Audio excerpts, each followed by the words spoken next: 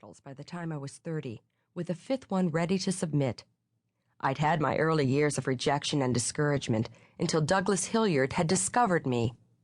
Hilliard Publishers was family-owned, a small oasis in the midst of huge conglomerates that wanted to swallow it.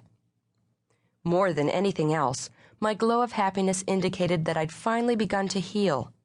It had been 2 years since Doug's death in a multiple automobile accident. Sudden death could be more devastating than a slow, expected death, which was the way my mother had gone. Writing had always been my lifeline, an escape into that imaginary world where hurts were fictional and endings happy. Now, on this bright spring day in New York, I could sense new stirrings of life in me. I was ready for something good to happen. My new novel was open on a nearby shelf to show both the front and back of the jacket. The gray-blue painting on the front had a woman's face floating mysteriously in mist, and my name, Molly Hunt, in large, clear lettering just below the title.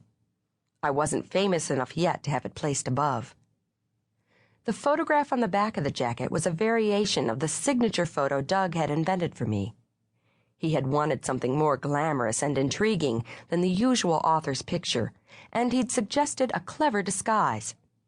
I enjoyed hiding behind the dark glasses, pulling the black fedora down over my forehead, and concealing the lower part of my face with the upturned collar of a trench coat. It was a takeoff, of course, and we'd changed the pose for every new title.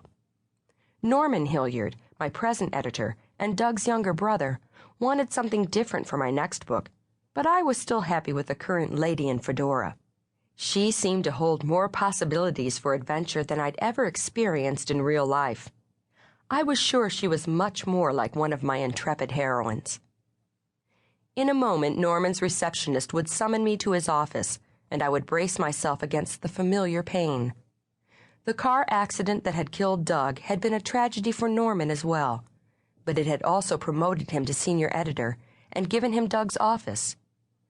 Doug and I were to have been married the following month, and I couldn't step into the room where we'd held so many conferences without the sense of loss striking me all over again.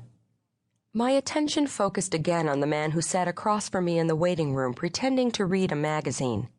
He had been stealing glances at me ever since he came in, glances that came close to open stares.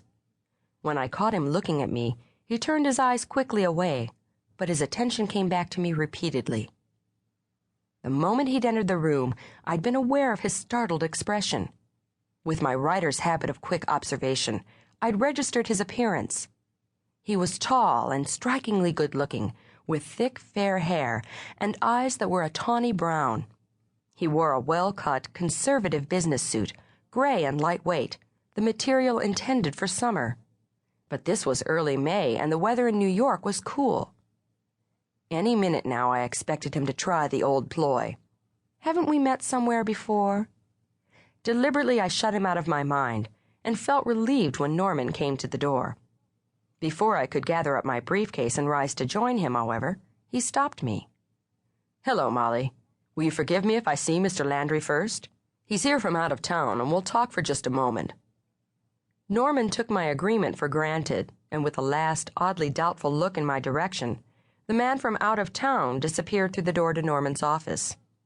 I settled back to wait, glad that I was rid of him for the moment. With a new manuscript ready to deliver, I was already turning to ideas for the next book. That's what I would think about now. No matter where I was, I could go off into space, as my father called it, and lose myself in my imagination. With a notebook open on my briefcase desk, I jotted down a few ideas I didn't want to lose, and thus preoccupied, I hardly noticed that it was more than a moment before the two men returned to the waiting room. To my dismay, Norman brought Mr. Landry over to introduce him. "We're doing a book about Mountfort Hall plantation outside of Charleston, South Carolina," Norman explained. "Charles Landry represents the present owner of Mountfort Hall." Landry took my hand in his and held it for a moment, looking deeply into my eyes. "Astonishing," he said. "Absolutely astonishing." I took my hand back quickly and walked into Norman's office, hoping this would be the last I'd see of Charles Landry. His intensity made me uncomfortable. I was always writing about intense men.